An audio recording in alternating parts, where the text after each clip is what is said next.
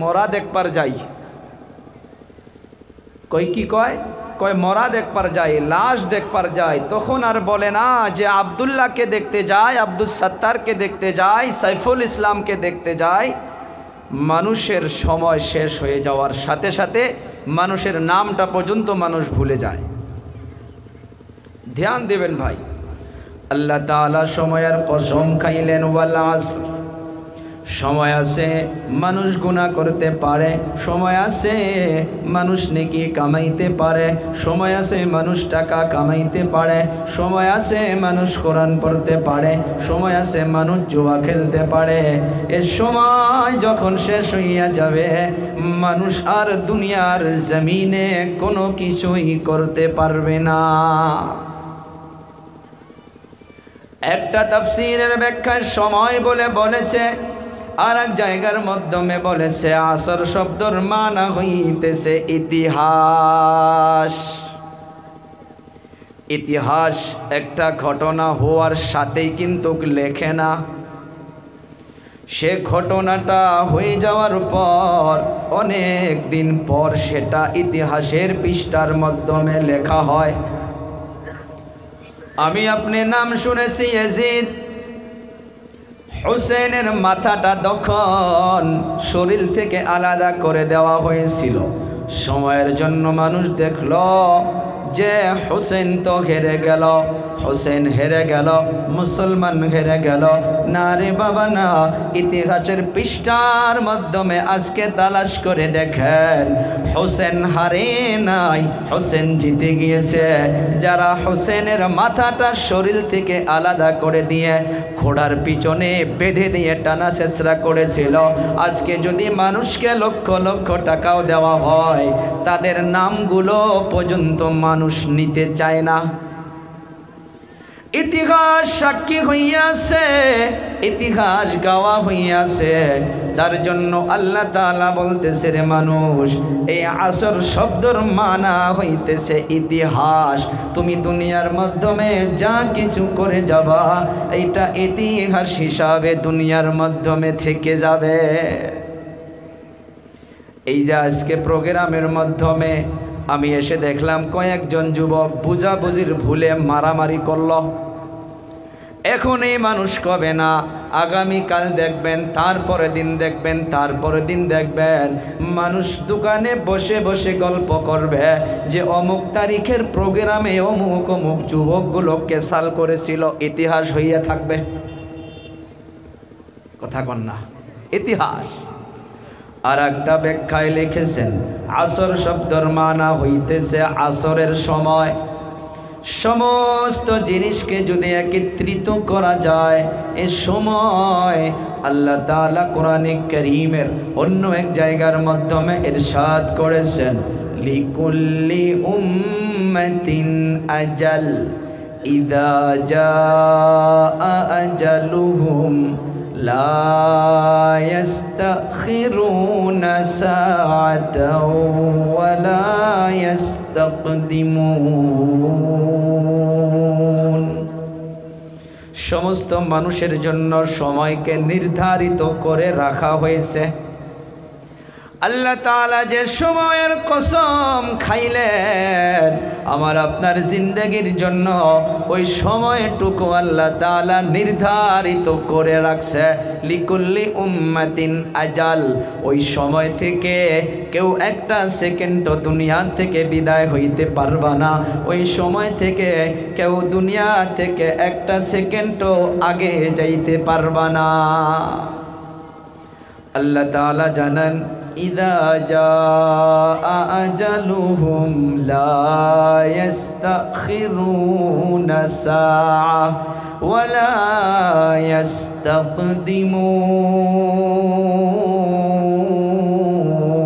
ইস্তাকদিমুন। দুনিয়ার মাধ্যমে তোমরা গুনার মাধ্যমে লিপ্ত হইয়াছো। তোমরা এইটা মনে করো ও হুজুর আমাদের এখনো সময় আছে, সময় আছে, সময় আছে। এই সময়ের বিষয় শয়তান ধোঁকা দিয়া বোকা বানাইয়া বানাইয়া এমন একটা সময় সম্মুখে এসে যাবে, আজরাইল এসে পিছন দিক দিকে থাপ মেরে কলারটা ধরে বলবে, এতদিন দুনিয়ার মাধ্যমে তুমি সময় সময় সময় সময় করেছ, আজকের তারিখে আর সময় তোমাকে দেওয়া হবে না। এখন চলো তোমার জন্য অন্ধকার কবর হবে ঠিকানা। দয়াবান আল্লাহ তাআলা সে সময়ের জন্য কসম খাইয়া বললেন ওয়াল আসর, যে নিশ্চয় আমি আল্লাহ তাআলা সময়ের কসম খেয়ে বলতেছি রে মানুষ। সময়ের কসম খেয়ে বললেন ইন্না, ইন্না শব্দের মানা হইতেছে নিশ্চয়, অবশ্যই, ইয়াকিনাল, আল ইনসান শব্দের দিকে লক্ষ্য করেন। ইনসান শব্দের ভিতরে হিন্দু ভাই রয়েছে, বৌদ্ধ ভাই রয়েছে, খ্রিস্টান ভাই রয়েছে, রাবা কাছারি রয়েছে, দুনিয়ার মাধ্যমে যত মানুষ রয়েছে সব মানুষকে ইনসান বলা হয়। আল্লাহ তাআলা বলতেছে ইন্নাল ইনসানা লাফি খুসর। খুসর শব্দের মানাটা অল্প আমি আপনি জেনে নেই। দুনিয়ার মাধ্যমে একটা আছে লোকসান আর একটা আছে ক্ষতি। এই নুকসান আর ক্ষতিকে আমাকে আপনাকে জানতে হবে। লোকসান হইতেছে, নোকসান হইতেছে আপনি এই যে গেহুর সময় আসতেছে, ধানের সিজন আসতেছে, পাট ক্ষেতের সময় আসতেছে, মানুষ লক্ষ লক্ষ টাকা দিয়া পাট কিনে কিনে জমা করে 2 টাকা লাভের জন্য। 5 লাখ টাকা দিয়া, 5 লক্ষ টাকা দিয়া মানুষ পাটকে জমা করে রাখলো 2 টাকা নাফার জন্য। কিন্তু বাজার এমন অবস্থায় হইয়া গেছে, বিক্রি করে কোনো মতে আসল টাকাটা উঠেছে, এরই নাম হইতেছে লোকসান। এইটা ক্ষতি নয়, এটা ক্ষতি নয়, লোকসান। যে আপনি 1 লাখ টাকার মাটি কালাই কিনেছেন, আপনার 1 টাকাও লাভ হইল না, কিন্তু কোনো মতে আপনার আসল টাকাটা উঠেছে, এটা লোকসান। আল্লাহ তাআলা যেটা বোঝাইতে চাচ্ছে, যে সমস্ত মানুষ নোকসানের মাধ্যমে আছে, ক্ষতির মাধ্যমে আছে। রিওয়ায়াতের মাধ্যমে মুফাসসিরিনে কেরাম এবং মুহাদ্দিসিনে কেরাম খিচেছে, ওখানে লিখেছে যে ক্ষতির রাস্তাটাই হইতেছে ডাইরেক্ট জাহান্নামের রাস্তা। আল্লাহ তাআলা বলেন নিশ্চয় নিশ্চয় মানুষ ক্ষতির পথে আছে, মানুষ ধ্বংসর পথে আছে। এ ভাই, নোকসান হইতেছে যেটা বুঝলাম, আর ক্ষতি হইতেছে, ধ্বংস হইতেছে। 5 লক্ষ টাকার আপনি মাটি কালাই কিনে জমা করে রাখলেন, আপনার আসল টাকা উঠল না। 5 লক্ষ টাকা থেকে আপনার 4 লক্ষ টাকায় চলে গেল, শুধুমাত্র কোনো রকমভাবে 1 লক্ষ টাকা বাঁচলো। আপনার আসলটাও গেল, আমও গেল, সালও গেল। এর নাম হইতেছে নোকসান নয়, ক্ষতি, অর্থাৎ ধ্বংস হইলেন। দয়াবান আল্লাহ তাআলা বলেন নিশ্চয় নিশ্চয় সমস্ত মানুষ ধ্বংসর পথে, সমস্ত মানুষ জাহান্নামের পথে। এই বাবারা, বন্ধুরা, আল্লাহ তাআলা বলেন রে আমার যুবক, যে মানুষ ধ্বংসর পথে রয়েছে, জাহান্নামের পথে রয়েছে, এইটা দুনিয়ার মাধ্যমে আমাকে আপনাকে বুঝতে হবে। সভাপতি সাহাবের থেকে শুরু করে বক্তা শ্রোতা যতগুলো আমরা এখানে রয়েছি, পর্দানিশী মা বোনগুলো রয়েছে, এই মজলিসের মাধ্যমে এখনই যদি একটা বিষাক্ত বড় একটা ফেটি সাপ এসে যায়, আমি তো মনে করব এখানে কেউ থাকবেন না, সবাই উঠে দৌড়াবো, হয় না? কারণটা যদি জিজ্ঞেস করা যায় কেন দৌড়াইলেন, মানুষ তখন বলবে ও হুজুর বিষাক্ত ফেটি সাপটা যদি মানুষকে কামড় মারে, মানুষ দুনিয়ার মাধ্যমে মরে যাবে, শেষ হইয়া যাবে। এই জন্য জীবনটা বাঁচানোর জন্য আমরা সবাই দৌড়াইলাম, জীবনটা বাঁচানোর জন্য নিজেকে বাঁচিয়ে নিয়ে গেলাম। এই ভাইয়েরা, বন্ধুরা আমার, কলিজা টুকরা যুবক, দুনিয়ার মাধ্যমে একটা ফেটি সাপ কামড় দিলে মানুষ মরে যাবে, মরে যাবে, দুনিয়া থেকে বিদায় হইয়া যাবে। কিন্তু এর থেকে বড় ধ্বংসর কথা আল্লাহ তাআলা বলতেছে, রে মানুষ, তোমরা নিশ্চয় নিশ্চয় সবাই ধ্বংসর পথে আছো। এইটা কোন ধ্বংস? ফেটি সাপ কামড় দেওয়ার মতো ধ্বংসর মাধ্যমে নয়। ফেটি সাপ কামড় দিলে মানুষ দুনিয়া থেকে বিদায় হইয়া যাবে, এতটুকুই ধ্বংস। কিন্তু দুনিয়ার মাধ্যমে যে ধ্বংসর মাধ্যমে মানুষ রয়েছে, এইটা ধ্বংস হইতেছে ডাইরেক্ট জাহান্নামের আগুন। কিন্তু এখানে একটা কথা, সবাই ধ্বংসর পথে নয়। এখনই যদি একটা খবর পাওয়া যায় যে গুয়াহাটি থেকে একটা বাস গাড়ি আসতে আসতে একটা ব্রিজের মাধ্যমে অ্যাক্সিডেন্ট হইয়া সবাই মরে গিয়েছে, ওখান থেকে একজন প্রশ্ন করবে, কেউ কি বাঁচে নাই? করবে না? একটা গাড়ি অ্যাক্সিডেন্ট হইয়া সবাই মরে গিয়েছে, একজন না একজন প্রশ্ন করবে, কেউ কি বাঁচে নাই?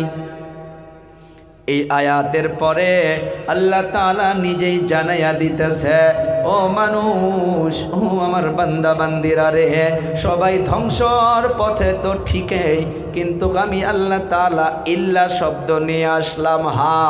অ্যাক্সিডেন্ট হইয়া সবাই তো ব্রিজের তলে পড়ে গিয়েছে, কিন্তু সবাই মরে যায় নাই, ওখানে কিছু কিছু মানুষ বেঁচে আছে।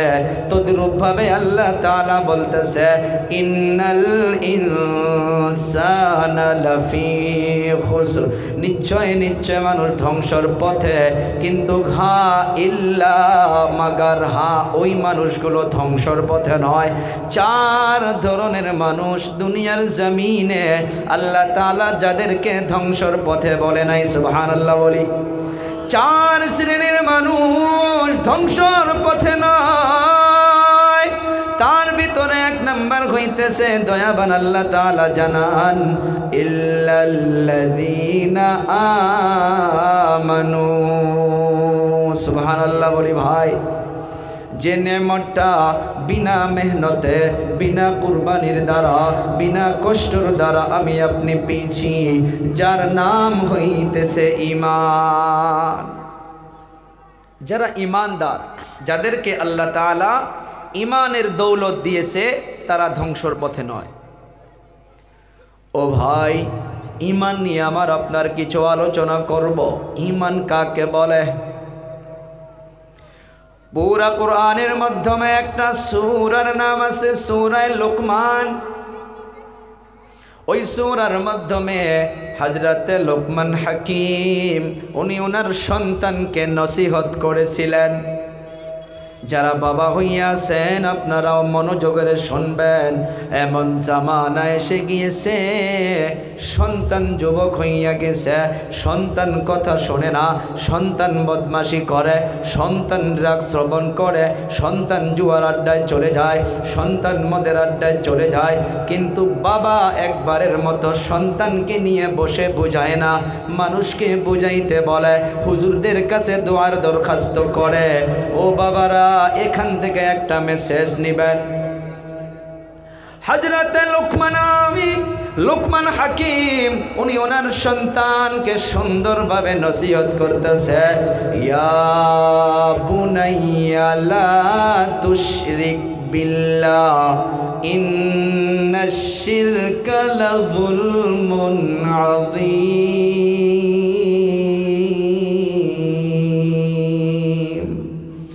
শব্দর দিকে লক্ষ্য করো।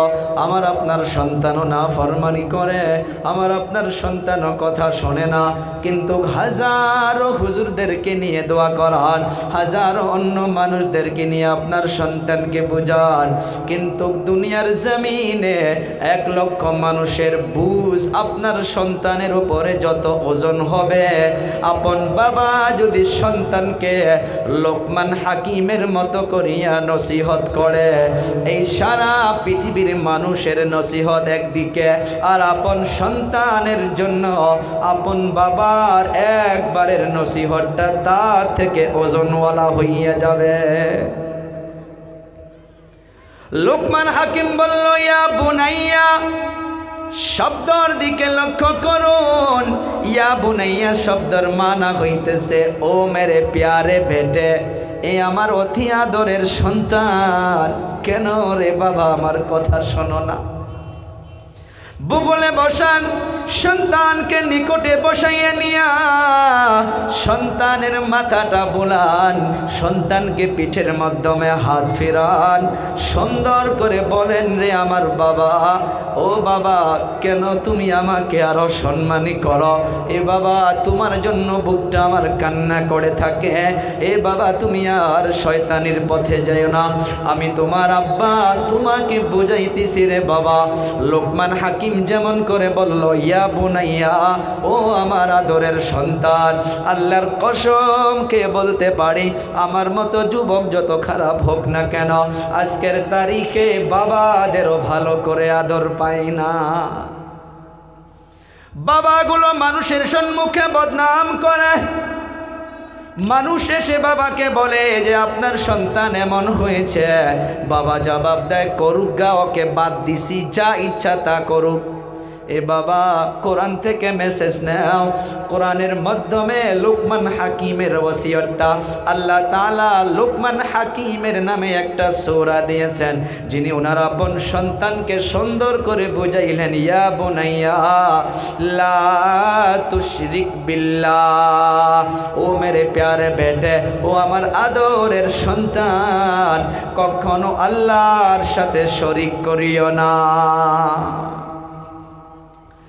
আগামীকাল আপনি এইটা আল্লাহ তাআলার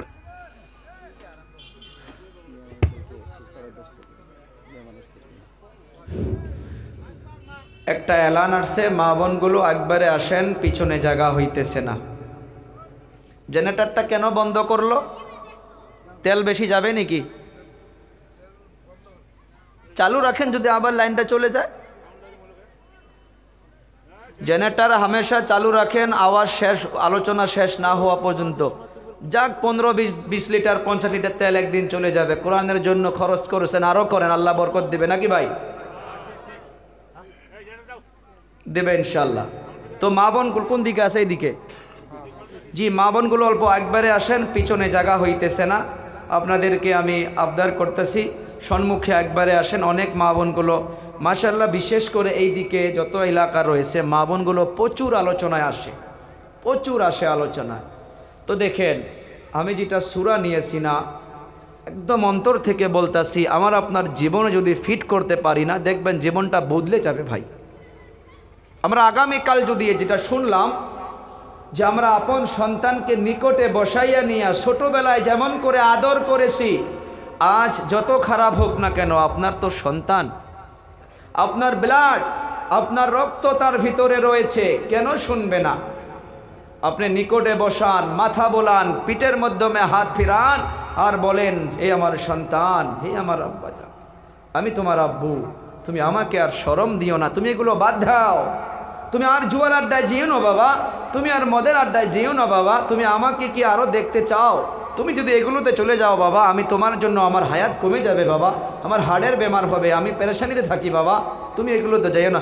দেখো তো একবার সন্তানকে নিকটে বসাইয়া নিয়ে মাথাটা বোলায় বলে তো দেখো, আগামীকাল প্রমাণ করো, যেমন করে লোকমান হাকিম তার সন্তানকে বলছে, ইয়া বুনাইয়া লা তুশরিক বিল্লাহ ইন্নাশ শিরকা লাযুলমুন আযীম। ও আমার সন্তান, আল্লাহর সঙ্গে শরীক করবা না, কেননা নিশ্চয় নিশ্চয় শিরিক হইতেছে অনেক বড় অপরাধ। দয়াবান আল্লাহ তাআলা কোরআনে কারীমের একটা জায়গার মাধ্যমে আবার বলতেছে যে দুনিয়ার জমিনে সব গুনাহ মাফ করতে পারি, কিন্তু আমি আল্লাহ তাআলা এই শিরিকের গুনাহ মাফ করব না। আজকের আলোচনার মাধ্যমে বারবার কেন আমি শিরিকের কথা বলতেছি রে ভাই? কারণ ইমানের শব্দ যে জায়গায় আসছে, ইমানের কথা যে জায়গার মাধ্যমে আসছে, সেই জায়গার মাধ্যমে শিরিককেও খেয়াল করতে হবে। অল্প সময় শুনেন, আমিও দোয়া চাই আমি যেন বোঝাইতে পারি। আজকে আমার আপনার ভিতরে অনেকগুলো আমলের মাধ্যমে শিরিক যুক্ত আমল রয়েছে। আল্লাহ তাআলা বলতেছে ইন্নাল্লাহা লা ইয়াগফিরু আন ইউশরাকা বিহি ওয়া ইয়াগফিরু মা দুনা যালিকা লিমান ইয়াশা। আল্লাহ তাআলা বলতেছে যে নিশ্চয় নিশ্চয় আল্লাহ তাআলা অন্যান্য গুনাহগুলোকে মাফ করতে পারে, কিন্তু আল্লাহ তাআলা কখনো শিরিকের গুনাহকে মাফ করবে না। ও আমার কলিজা টুকরা যুবক, 4 শ্রেণীর মানুষ ধ্বংসর পথে নয়, মনে রাখবেন। তার ভিতরে 1 নাম্বার হইতেছে ঈমানদার। আমি আপনি তো ঈমানদার নিশ্চয় ভাই, তাই না গো? কথা বলি, যদি ঈমান না থাকতো আমাকে আপনাকে আল্লাহ তাআলা এই কোরআনের মাহফিলে বসাইতো না, ঠিক না? কিন্তু কোরআনে কারীমের অন্য জায়গার মাধ্যমে চলে যায়, নিজের অন্তরের ভিতরে প্রশ্ন হবে, সওয়াল প্রশ্ন হবে। আল্লাহ তাআলা পারা নাম্বার 5 ভিতরে ইরশাদ করতেছে, লক্ষ্য করেন, ইয়া আইয়ুহাল্লাযীনা আমানু আমিনু আমানু আমিনু। আল্লাহ তাআলা এখানে অন্যদেরকে ডাকে নাই, যাদের ভিতরে ঈমান রয়েছে আল্লাহ তাআলা তাদেরকে ডাকছে। অর্থাৎ আমাকে আপনাকে আল্লাহ তাআলা ডেকে ডেকে বলতেছে, ও বিশ্বাসী বান্দাগণ, আল্লাহর উপরে ভালো করে ঈমান নিয়ে আসো। একদম ব্রেন খুলে বসবেন তো বুঝতে পারবেন। 5 নম্বর পারায় গেল, 4 নম্বর পারায় 2 নম্বর পৃষ্ঠার 2 নম্বর লাইনে আবার বলেন, ইয়া আইয়ুহাল্লাযীনা আমানুত্তাকুল্লাহ হাক্কা তুকাতিহি ওয়া লা তামুতুন্না ইল্লা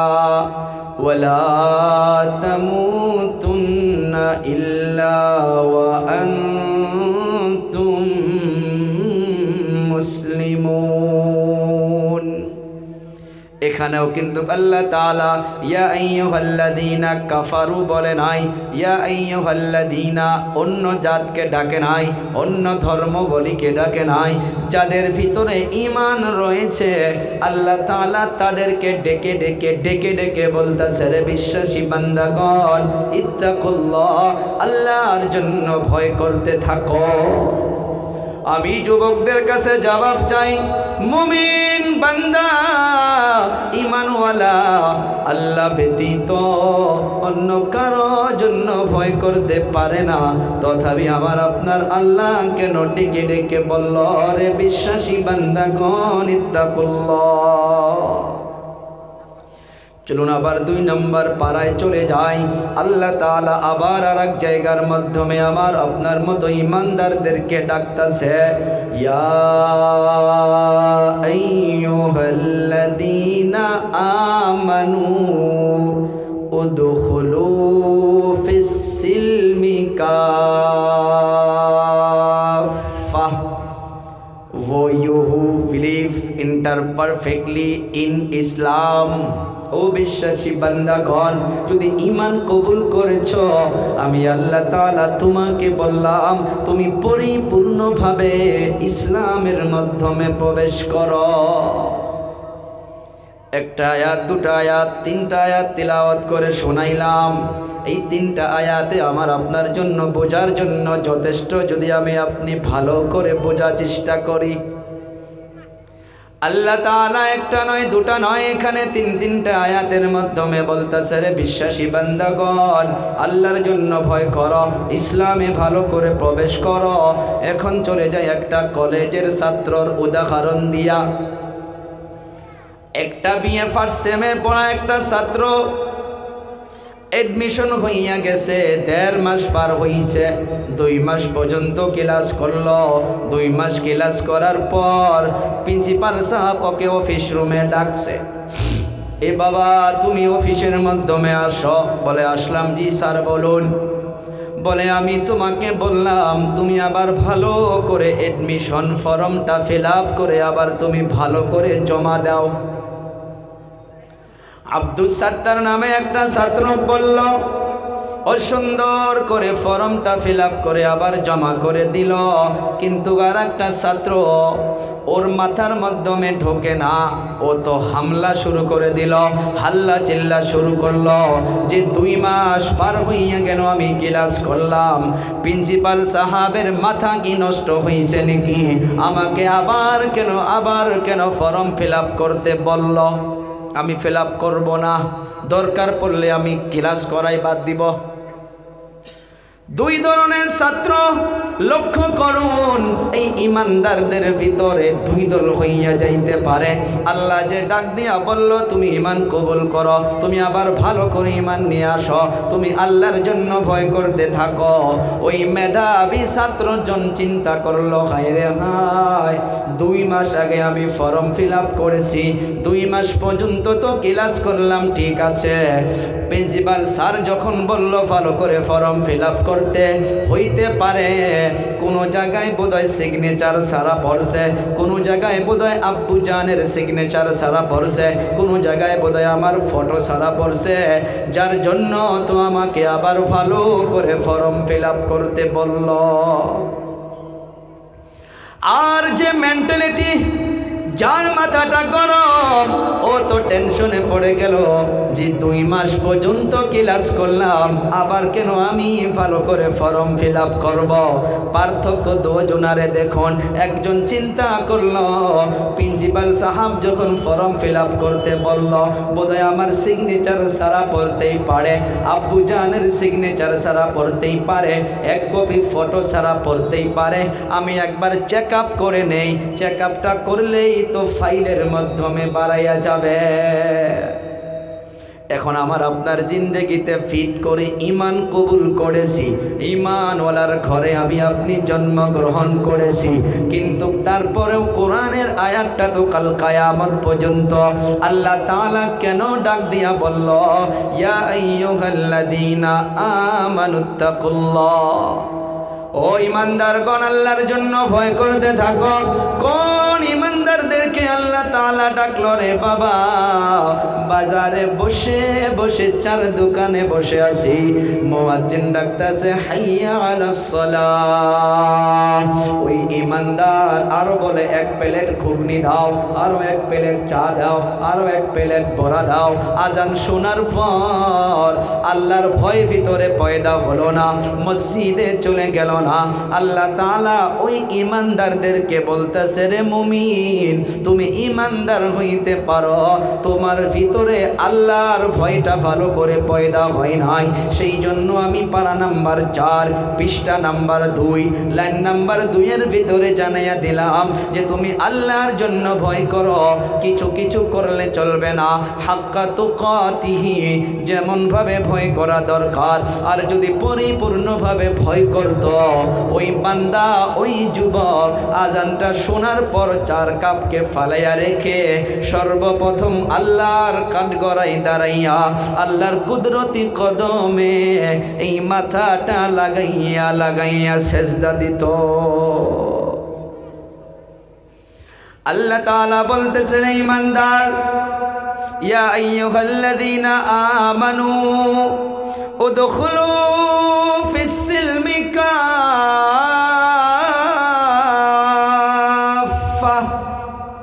তুমি পরিপূর্ণভাবে ইসলামে প্রবেশ করো।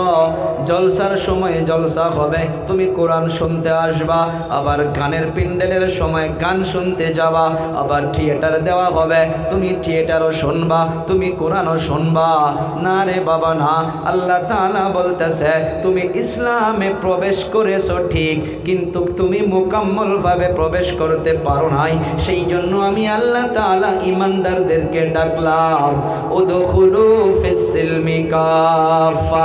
তোমার ঈমান মুকাম্মল হয় নাই এখনো, তোমার প্রবেশটা মুকাম্মল হয় নাই এখনো। সেই জন্য আমি আল্লাহ তাআলা বললাম যে তুমি পরিপূর্ণভাবে ইসলামে প্রবেশ করো।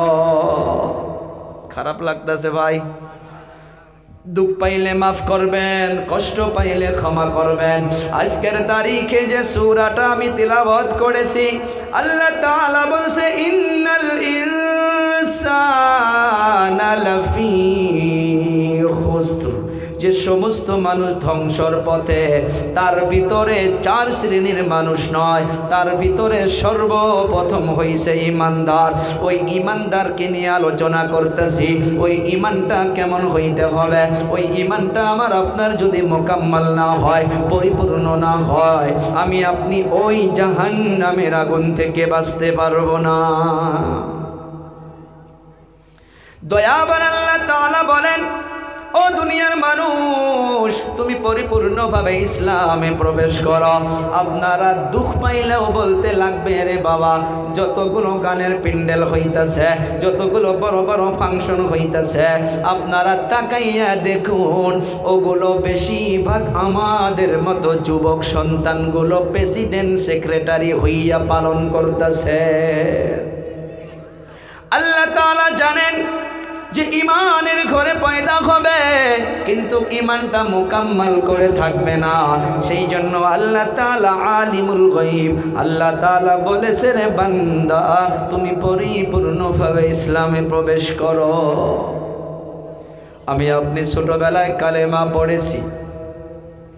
আল্লাহ তাআলা, আমি আপনি আল্লাহ তাআলাকে আল্লাহ বলে ডাকি। আল্লাহ তাআলার সিফতি নাম আছে না নাই গো? আছে। কয়টা? বলি কয়টা? 99। দেখি আরো কারা কারা 99, 99। এটাই জানি আমরা এটাই জানি যে আল্লাহ তাআলার সিফতি নাম 99টা, এটাই জানি। তাফসীরে মাজাহারির মাধ্যমে লিখেছেন যে আল্লাহ তাআলার সিফতি নাম 5000টা। কয়টা? সুবহানাল্লাহ বলা যাবে না? 5000। দেখেন, দুনিয়ার মাধ্যমে আমি আপনিও কিন্তু কিছুগুলো মানুষের সিফতি নাম রাখি, কিন্তু দুনিয়ার সে সিফতি নামগুলো কোনো কাজে আসে? কিন্তু আল্লাহ তাআলার যে সিফতি নাম আছে, সে নাম এবং কাজে কর্ম হিসাবে মিলও আছে। সুবহানাল্লাহ বলি। আল্লাহ তাআলার সিফতি নাম আছে আব্দুর রাজ্জাক, আল্লাহ তাআলার সিফতি নাম আছে আব্দুস সাত্তার। আছে না নাই? কথা কোন যুবক, আছে না? আস-সাত্তার, এইটা আল্লাহ তাআলার সিফতি নাম। আর যদি এই নামটার গুণ আমার আপনার ভিতরে আল্লাহ তাআলা দান করে না দিত, আমাকেও আপনারা এই কুরসির মাধ্যমে বসাইতেন না। কারণ আমার আপনার জীবনের গুণাগুলো আল্লাহ তাআলা আস-সাত্তার নামের যে গুণগুলো রয়েছে, এই সিফতি নামের জরিয়া করে আমার আপনার গুণাগুলোকে, দোষগুলোকে দয়াবান আল্লাহ তাআলা সব লুকায়া রাখছে। আর রাজ্জাক, মানুষকে রাজ্জাক বলে ডাকা যাবে না, আব্দুর রাজ্জাক বলতে হবে। কারণ রিজিক দেনেওয়ালা আল্লাহ কে? আমি আপনি কলেমা পড়েছিলাম, আমানতু বিল্লাহি কামা হুয়া বিআসমাইহি ওয়া সিফাতিহি। আল্লাহ তাআলার ঈমান আনলাম, আল্লাহ তাআলার উপরে যেমন করে আনা লাগে, বিআসমাইহি, ওনার নামের উপরেও ঈমান আনতে হবে, সিফতি নাম। ওয়া সিফাতিহি, ওই গুণগুলোর উপরে ঈমান আনতে গেলে আমাকে আপনাকে অনেক সতর্ক হইতে হবে।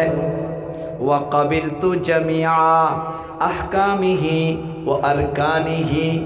আরো এক জায়গায় আছে ইকরারুম বিল লিসানি ওয়া তাসদীকুম বিল কলব। আমি আপনি ওই সিফাতি নামগুলোর উপরে ঈমান আনতে হবে।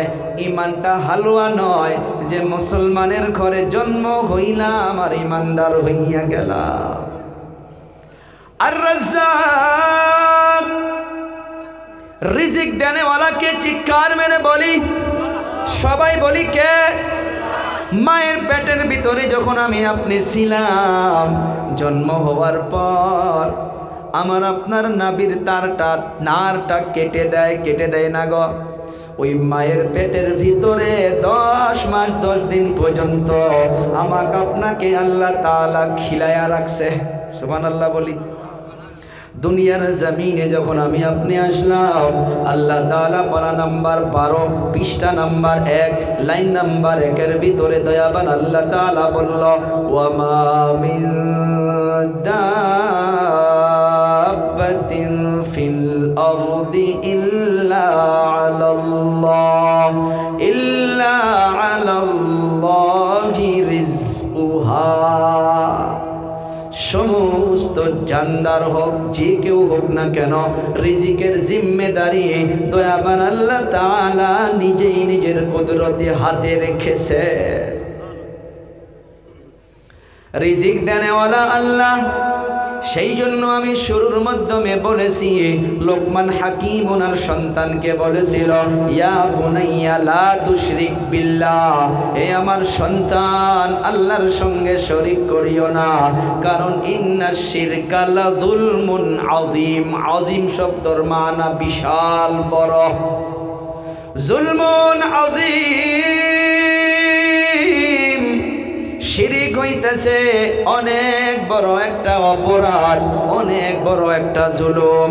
এ ভাইরা বন্ধুরা, এই রিজিকের জন্য আমার আপনার জবান দিয়া, আমার আপনার কাজে কর্ম দিয়া অনেক বড় বড় শিরিক হইয়া যাইতেছে।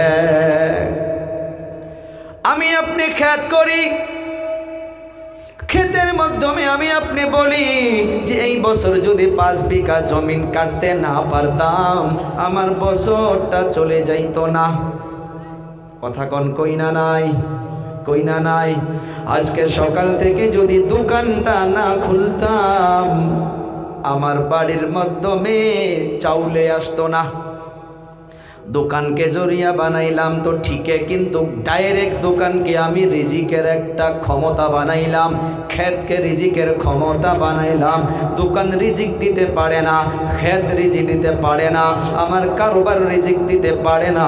রিজিক দাতা একজন, তিনি হইতেছেন আল্লাহ। ও বাবারা, বন্ধুমা, আমার কলিজা টুকরা যুবক, সুলেমান আলাইহিস সালাতু ওয়াস সালাম আল্লাহ তাআলাকে বলল, আল্লাহ জিনদেরকে তাবে করে রেখেছিলেন। আল্লাহ তাআলাকে বলে, ও আল্লাহ, আমি একদিন আমি মাখলুককে দাওয়াত করাইতে চাই। আল্লাহ তাআলা বলতেছে, রে সুলাইমান, না না, তুই পারবি না, একদিন পারবি না। বলে, আল্লাহ আমাকে একটা সন্ধ্যার জন্য কমসে কম দেন, আমি এক সন্ধ্যার দাওয়াত কমসে কম সমস্ত মাখলুককে করাবো। আল্লাহ তাআলা পারমিশন দিলেন জিনদের কাছে, আল্লাহ তাআলার কাছে কথা বইনা নিলেন যে আমি 6 মাস পর্যন্ত বস্তু জমা করব। ও আল্লাহ, 6 মাসের ভিতরে যেন কোনো কিছুই নষ্ট না হয়। কারণ আজকে আমি আপনি তো সবজি রাত্রে রাঁধে রাখলে সকালবেলা গন্ধ বাড়ায়। আল্লাহর কাছে পারমিশন নিলেন যে আল্লাহ, এই যত বস্তু তৈরি করব 6 মাস পর্যন্ত যেন একটাও নষ্ট না হয়। সুলেমান আলাইহিস সালাতু ওয়াস সালাম জিনদেরকে হুকুম করল যে বস্তু তৈরি করো, যা কিছু পাও তৈরি করো, ছাগলে নে কাবাব বানাও, অমুকে নে অমুক বস্তু বানাও, আর একটা পাহাড়ের মাধ্যমে সব বস্তু জমা করো। 6 মাস পর্যন্ত রুজি রোজগারের জন্য সব জিনদেরকে লাগাইয়া দিয়া মখলুককে এক সাঁঝের একটা সন্ধ্যার দাওয়াত করাবে। সবগুলো জমা করলো, জমা হইয়া গেল, দাওয়াতের টাইম ফিক্স হইয়া গেল। পানির মাছ, বিষাক্ত চিংড়ি মাছ, উনি আল্লাহকে বলে, ও আল্লাহ সকাল থেকে এমনি আছে, আজকের খানা কই, খানা কই? আল্লাহ বলে, রে মাছ সবর কর, সুলেমান নবী আজকে দাওয়াত করছে, সে সমস্ত মাখলুককে দাওয়াত করাবে, ওখানে চলে যা, সে দাওয়াত খিলাবে। বিশাল চিংড়ি মাছ আজকের তারিখে সাইন্সদানগুলো প্রমাণ করে করে বলতেছে, একটা করে চিংড়ি মাছকে কমসে কম এক টাইমের খানা 8 থেকে 9 টন করে লাগে। সুবহানাল্লাহ বলা যাবে না? 8 থেকে 9 টন এক সাঁঝের খানা লাগে। আজকের তারিখে সাইন্সদানগুলো এটা একটা প্রমাণ করছে। সুলেমান আলাইহিস সালাতু ওয়াস সালাম দাওয়াত দিয়েছে সব মাখলুকদেরকে। চিংড়ি মাছ আসলো, আসসালামু আলাইকুম, ও হুজুর খানা কই? বলে, আমি টেনশনে আছি, আমি চিন্তায় আছি, খানা রেডি আছে, যাও ওখানে মানুষ রাখা আছে, যাও খাবার চলে যাও। পানির একটা চিংড়ি মাছ, এখনো সব মাখলুক জমা হয় নাই। চিংড়ি মাছটা এসে হা করল, সব একটার পর একটা দিতে আছে, খাইতে আছে, দিতে আছে, খাইতে আছে, সব কিছু শেষ হইয়া গেল। আবার দেখে আর নাই, আবার সুলেমান আলাইহিস সালাতু ওয়াস সালামের নিকটে চলে আসলো, ও হুজুর আর খানা কই? বলে, টেনশন দিও না, ওখানে রাখা আছে, খেয়ে নাও। বলে, নাই তো, আর কই? সুলেমান নবী আগ বেড়ে এসে দেখে একটা খানাও নাই, একটা মাখলুক, শুধু একটা চিংড়ি মাছ। এই 6 মাস জমা করা খানাটুকু একবার খেয়েছে, তাও পেট ভরে নাই। তখন এই পানির মাছ সুলেমানকে বলতেছে, তুমি পারবা না, পারবা না, আমার আল্লাহ এত দয়াবান, এমন খাদ্য আমাকে দিনের মাধ্যমে 3 বার করে আল্লাহ খিলায়। আব্দুর রাজ্জাক রিজিক দেনেওয়ালা আল্লাহ। আমানতু বিল্লাহি কামা হুয়া বিআসমাইহি ওয়া সিফাতিহি। ও ভাইরা, বন্ধুরা, ইমানদারদেরকে আল্লাহ তাআলার সিফাতি নামের উপরও বিশ্বাস আনতে হবে। বিশ্বাস ছিল ওই সময় মক্কাতুল মুকাররমায় যারা ঈমান কবুল করে নাই, তারাও তো আল্লাহকে বিশ্বাস করত। 2টা দলিল দিলে বুঝতে পারবেন। যখন আব্রাহাম কাবাতুল্লাহ ভাঙ্গার জন্য হাতি ও গায়রা নিয়ে আগ বাড়ল, আল্লাহ তাআলার ঘরকে হিফাজতের জন্য আব্দুল মুত্তালিব খানা কাবার চাবিটা। এখানে একটা কথা বলি, সেই সময় কাবাতুল্লাহর ভিতরে কিছু কিছু বস্তু ছিল, নাম নিলাম না, বুঝতে পারছেন? খুলে বললাম না। ওই সময় হযরতে আব্দুল মুত্তালিব ওই কাবাতুল্লাহর চাবিটা তাদের হাতেও দিতে পারত, তাদের গলায়ও লটকে দিতে পারত। আব্দুল মুত্তালিব খানা কাবার ওখানে গিয়া খানা কাবার দরজার মাধ্যমে চাবিটা লটকাইয়া দিয়া আল্লাহকে বলতেছে, ও কাবার মালিক, এই ঘরকে হিফাজত করনেওয়ালা হইতেছেন আপনি একজন। ও বাবারা, বন্ধুরা, ভালো করে লক্ষ্য করেন। এদিকে খাদিজাতুল কুবরা রাদিয়াল্লাহু তাআলা আনহা, যেই সময় উনি ঈমান কবুল করেন নাই, খাদিজাতুল কুবরা আমার আপনার নবীকে বলেছিল যে আপনি টেনশন করবেন না, আপনার আল্লাহ আপনাকে যাই হতে দিবে না। তারাও সেই সময় আল্লাহকে বিশ্বাস করত, কিন্তু আল্লাহর ওই সিফতি নামগুলোর উপরে তারা সুন্দর করে ঈমান আনতে পারে নাই। ও ভাইরা বন্ধুরা, এই ইমানকে নিয়ে আমাকে আপনাকে মজবুত হইয়া থাকতে হবে। ইমানের উপরে আমাকে আপনাকে মেহনত করতে হবে। একটা রাষ্ট্রের মাধ্যমে কিতাবের পৃষ্ঠায় পাওয়া গিয়েছে আপন দুই ভাই, যে রাষ্ট্রের মাধ্যমে ইমানটা কবুল করা অনেক বড় অপরাধ, অনেক বড় অপরাধ। ওই দুই ভাই ইমান কবুল করেছে। ইমান কবুল করার পর এখন টেনশনে পড়ে গিয়েছে যে আমি যদি এই রাষ্ট্রের মাধ্যমে থাকি, আমাকে যদি বাদশাহ যদি গম পায়, আমাকে শেষ করে ফেলবে, মেরে ফেলবে, আমাকে ধ্বংস করে ফেলবে। এই কথা চিন্তা করিয়া দোনো ভাই ওই রাষ্ট্র থেকে বাহির হইয়া যাওয়ার জন্য প্রস্তুতি নিলেন। এখন দেখুন, কেউ যেন গিয়া খবর পৌঁছায় দিল যে আপনার রাষ্ট্রের মাধ্যমে দুইজন যুবক আপন ভাই ইমান কবুল করেছে, আর তারা এই দেশ থেকে পালাইয়া যাইতেছে। সঙ্গে সঙ্গে হুকুমতের তরফ থেকে সাওয়ারি ঘোড়া সৈন্যবাহিনী পিছনে লাগাইয়া দিল।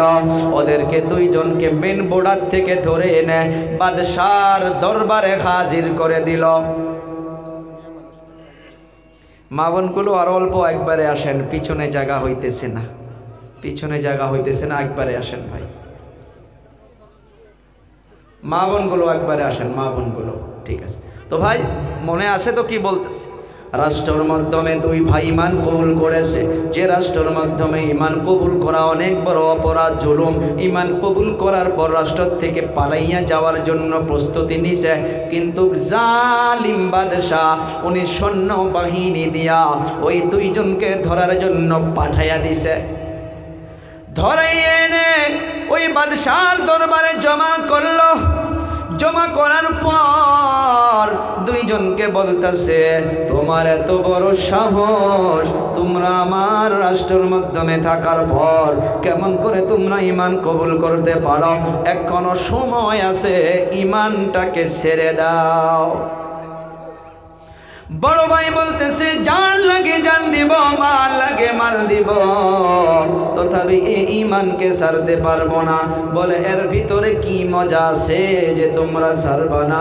তখন বলল, ও বাদশাহ, এর ভিতরে কি মজা আছে এইটা মুখে দিয়া বললে বোঝানো যাবে না।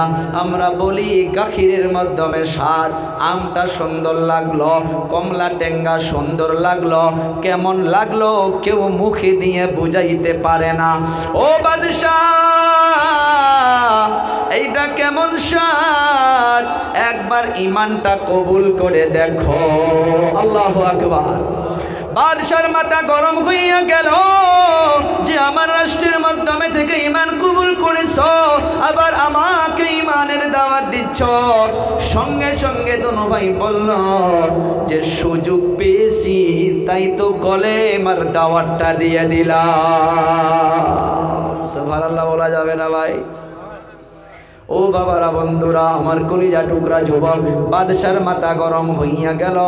বারবার বলতেছে যে সারো, ইমানকে সারো, বাদ দাও, যা লাগে তা দেব। বলে, না না না, সারতে পারবো না। জাল্লাদকে ডাকলো। জাল্লাদকে ডাকার পর বড় বড় তেলের ডোক, তেলের বড় বড় ডেক হান্ডিগুলো জমা করলো, আগুন তৈরি করলো। ওই ডেগের মাধ্যমে তেল ঢেলে দিতেছে, আর নিচে আগুন জ্বালাইয়া জ্বালাইয়া তেলকে টকমক তেল ফোটা শুরু করলো।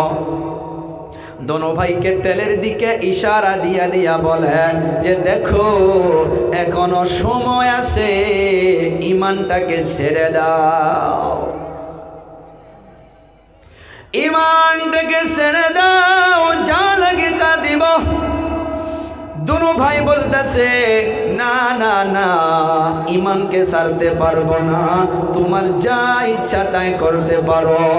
ও বাবারা, বন্ধুরা, আমার কলিজা টুকরা যুবক, ওই বাদশার সঙ্গে সঙ্গে দেরি করে নাই, আপন বড় ভাইকে নিকটে নিতেছে। জাল্লাদকে বলতেছে যে একে ধরো আর ওই টকমক ফুটন্ত তেলের উপরে নিক্ষেপ করে দাও। আপন বড় ভাইকে জাল্লাদ ধরে একদম ডাইরেক্ট তেলের মাধ্যমে নিক্ষেপ করে দিল। চারদিকে 5 মিনিটের মাধ্যমে ওই গরম তেলের উপরে আপন বড় ভাই একদম জ্বলিয়ে পুড়ে শুধু হাড্ডিগুলো থেকে গেল। অপরাধ ছিল একটাই, যে অপরাধ হইতেছে লা ইলাহা ইল্লাল্লাহ। ও ভাইরা বন্ধুরা, বড় ভাইকে জ্বলিয়ে পুরে সারখার করে দিলাম।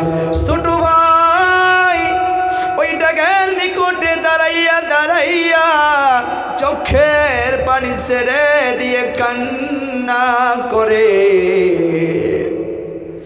বাদশাহ ডাকতাছে, রে ছোট তুই এদিকে আয়, তুই টেনশন করিস না, এখনো সময় আছে, তুই যা লাগে তা দিয়া দিব।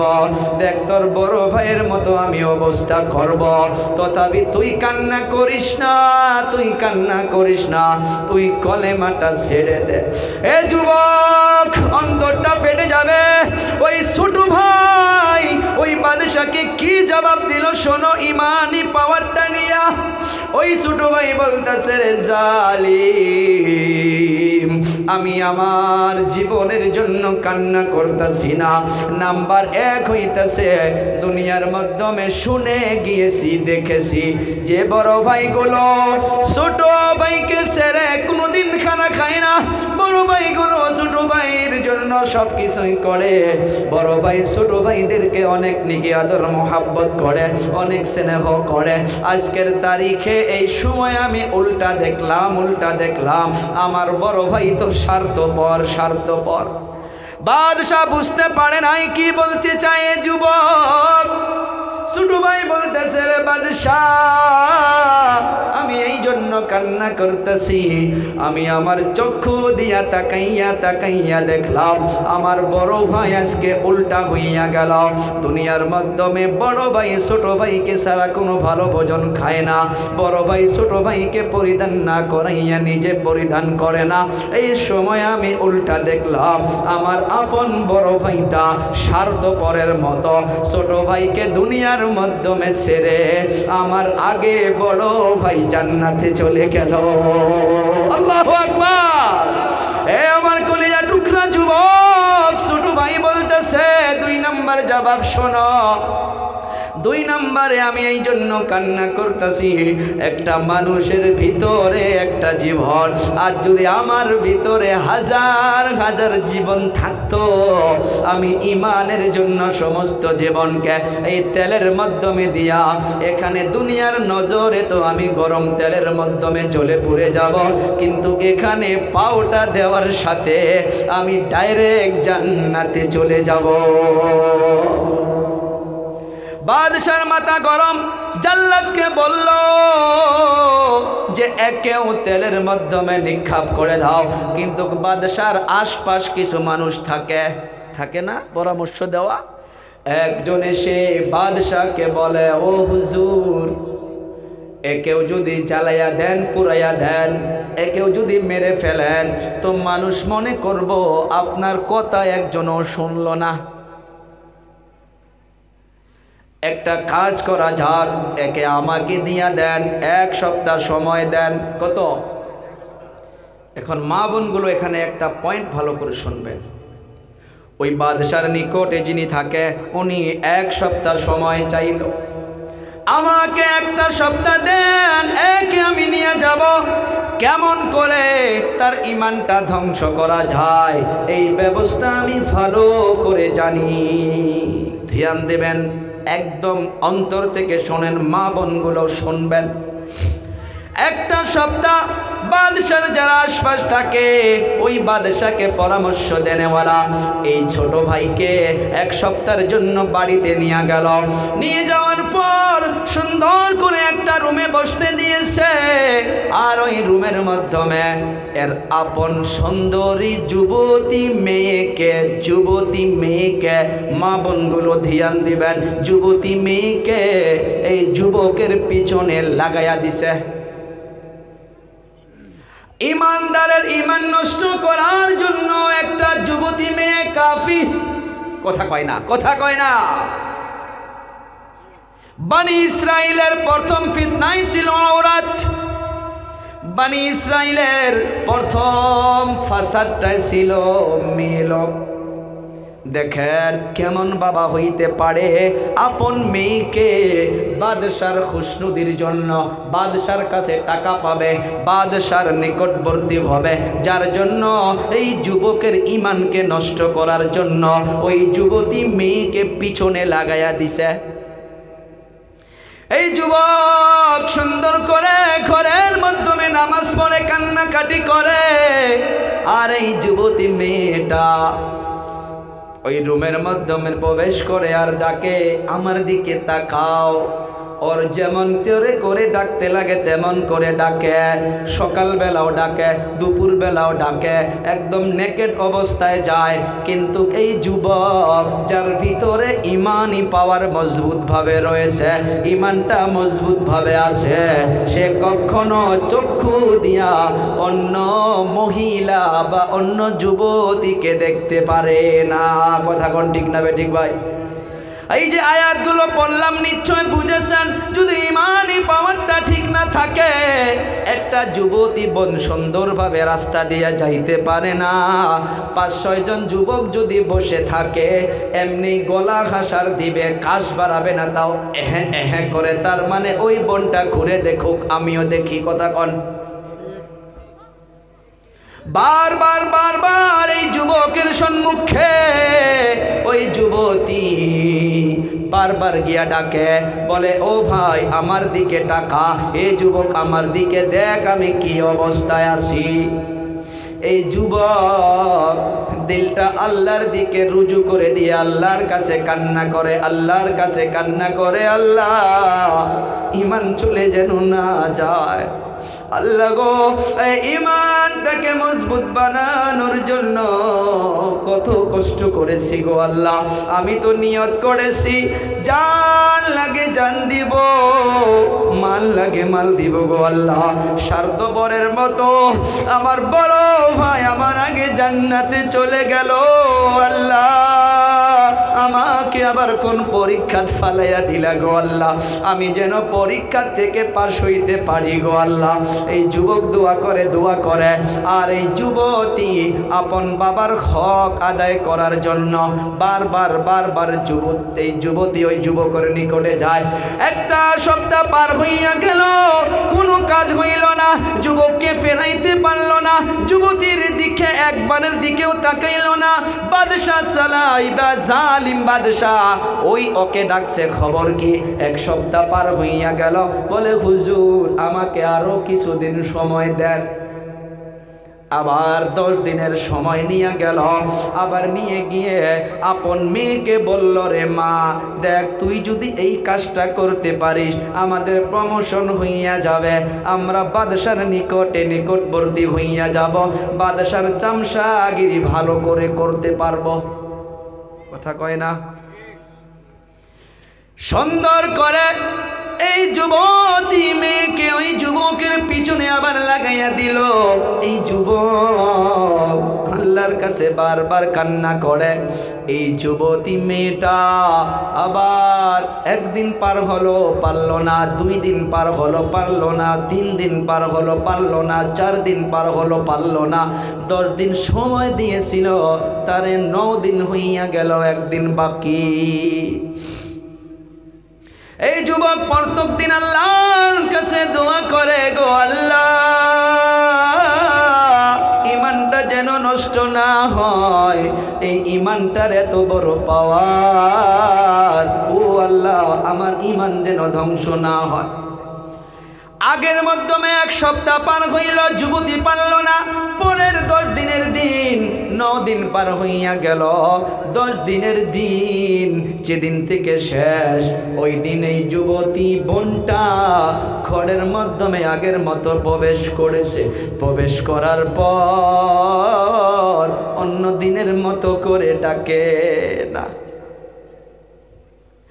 সেদিনকার তার সুরটা বদলে গিয়েছে, একদম অন্তর খুলে খুলে বলতেছে, ও ভাই তুমি আমার আপন ভাইয়ের মতো, আজকের দিনের জন্য তাকার যুবক, আজকে তোকে আমি আর অন্য মন নিয়ে আসি নাই, আমি আজকে অন্য খেয়াল নিয়ে আসি নাই। টাকা আর আমাকে একটা জবাব দে, কি মন্ত্র পড়েছিস, কি জাদু শিখেছিস, কি কলেমা পড়েছিস? আমি একটা যুবতী মেয়ে, তোর পিছনে 15টা দিন পার করে দিলাম, তোকে আমি একবারের জন্য আমার দিকে তাকাইতে পারলাম না। আর কেমন বাবা হইতে পারে যে আপন মেয়েকে অন্য যুবকের পিছনে লাগাইয়া দেয়? এ যুবক, আর দেরি করিস না, আর দেরি করিস না। আমি আজকে আর খারাপ মন নিয়ে আসি নাই, ফিরে দেখ, আমার দিকে তাকা, আর দেরি করিস না। যে মন্ত্রটা তুই পড়েছিস, ওই মন্ত্রটা পড়াইয়া নিয়া আমাকে ওইটার মাধ্যমে শামিল করে নে। আল্লাহু আকবার। যার ভিতরে ঈমানি পাওয়ার থাকবে, দুনিয়ার মাধ্যমে তাকে কোনো কিছুর থেকে সরাইতে পারবে না। ঈমানওয়ালা তো আল্লাহ তাআলার কুদরত দেখে খেয়াল করবে। আল্লাহ তাআলা বলতেছে, ইন্না ফি খালকিস সামাওয়াতি ওয়াল আরদি ওয়াখতিলাফিল লাইলি ওয়ান নাহার ওয়াখতিলাফিল লাইলি ওয়ান নাহারি লাআয়াতিল লিউলিল আলবাব الذين يذكرون الله قياما وقعودا وعلى جنوبهم ويتفكرون في خلق السماوات والأرض ربنا ما خلقت هذا باطلا سبحانك فقنا عذاب النار। জিকার মেরে বলি না আল্লাহু আকবার। ईमानदार বান্দাগুলো আল্লাহ তাআলার কুদরতকে দেখবে, জমিন আসমানকে দেখবে, দিন রাতকে দেখবে। এগুলো দেখে দেখে দেখে দেখে যাদের ভিতরে বিবেক আছে, যাদের ভিতরে দিমাগ আছে, উলিল আলবাব, তারা এগুলো জিনিসকে খেয়াল করে করে মহান আল্লাহকে চিনতে পারবে। ও আমার কলিজার টুকরা যুবক, অনেক লম্বা সময় চলে যাবে এই ঈমানকে নিয়ে যদি আরো বর্ণনা করা যায়, কারণ 4টা গুণ রয়েছিল, তার ভিতরে একটার উপরে আলোচনা চলতে আছে, ঈমান ঈমান ঈমান। হাকিমুল উম্মাত হযরত মাওলানা আশরাফ আলী থানভী রাহমাতুল্লাহি আলাইহি, ওনাকে একজন প্রশ্ন করল যে দুনিয়ার মাধ্যমে অনেক মানুষ অনেক নেকির কাম করে, অনেক ভালো ভালো কাজ করে, কর্ম করে। যুবকগুলো আসি তো না ভাই? সবাই একটা তাকবীর দেই তো, হাতটা উঁচু করে ভাই। নারে তাকবীর, নারে তাকবীর। হাকিমুল উম্মাত হযরত মাওলানা আশরাফ আলী থানভী রাহমাতুল্লাহি আলাইহি ওনাকে প্রশ্ন করল, ও হুজুর, ঈমান না থাকলে কি হবে? যেমন আজকেও বলে না, নামাজ না পড়ি নাই, ঈমানটা ঠিক আছে, বিশ্বাস ঠিক আছে, কয় না? কয় নামাজ না পড়লে কেউ বিশ্বাস ঠিক আছে, এই নামাজ না পড়ি নাই, বিশ্বাস ঠিক আছে, তোর ঈমানই নাই। নামাজ পড়া হুকুমটা কার? জোরে কর না কে ভাই, কার? আল্লাহর হুকুম অমান্য করলে, মাশাআল্লাহ, আল্লাহর হুকুম অমান্য করলে নারাজ হবে না? নাই। বাবার কথা না মানলে সন্তানকে মাটির ভাগ দেয় গো, দেয়, বাড়ির থেকে বাহির করে দেয় না? নাই। আল্লাহ বলল নামাজ পড়ো, নামাজ পড়ো। আমি বলি নামাজ না পড়লে কি হবে? বিশ্বাস আছে, ঈমান ঠিক আছে, তুই ঈমান বুঝো, সে নাই। রমজানুল মুবারক এসে যায়, মানুষ লাল কাপড় দোকানে টানাইয়া টানাইয়া ভিতরে চা খায়, সুজি খায়, ভাত খায়, দিনের মাধ্যমে 2 বেলা খায়, আর বুকের মাধ্যমে থাপড়াইয়া থাপড়াইয়া বলে, হুজুর রোজা না রাখলে কি হবে? আমার বিশ্বাস রোজা রাখতে হয়। তার রোজা হবে? কথা কন না, তার রোজা হবে? সেও তো ওইটাও তো বিশ্বাস করে যে না, রোজা রাখতেই হয়, আল্লাহর হুকুম। তো যদি সেটা দিনের বেলা খায় আর বিশ্বাস করে, সেটা রোজা যদি না হয়, তো ইমান মোতাবিক না চলে শুধু বিশ্বাস বিশ্বাস বিশ্বাস, এটা কাম হবো? ইমানকে বুঝতে লাগবে। এক নাম্বার হইতেছে ইকরারুম বিল লিসান, তাসদীক বিল জানান, আমাল বিল আরকান। তিনটা জিনিসকে বুঝতে হবে। মুখে দিয়ে স্বীকার করা, মুখে দিয়ে স্বীকার করা জিনিসকে অন্তরে ফিট করা, অন্তরে ফিট করা। অন্তরে ফিট করলেও চলবে না। 3 নম্বরটা যদি বাস্তবায়ন করা না হয়, ওই ইমানটা মোকাম্মল হইতে পারে না। 1 নম্বর মুখে দিয়ে বললাম যে হ্যাঁ নামাজ পড়তে হয়। 2 নম্বর সেটা অন্তর দিয়েও বিশ্বাস করলাম যে হ্যাঁ নামাজ পড়তে হয়। কিন্তু 3 নম্বর যেটা হইতেছে আমাল বিল আরকান, অঙ্গ প্রত্যঙ্গ দিয়া সেটাকে জাহির করতে হবে। সেটা যদি না হয় তাহলে মনে করেন 3টার 2টা জিনিস হলো, একটা হইল না। আর ওই একটাই হইতেছে এই যে আমার আপনার মাথার থেকে পা পর্যন্ত অঙ্গ প্রত্যঙ্গ দিয়ে আমল করা।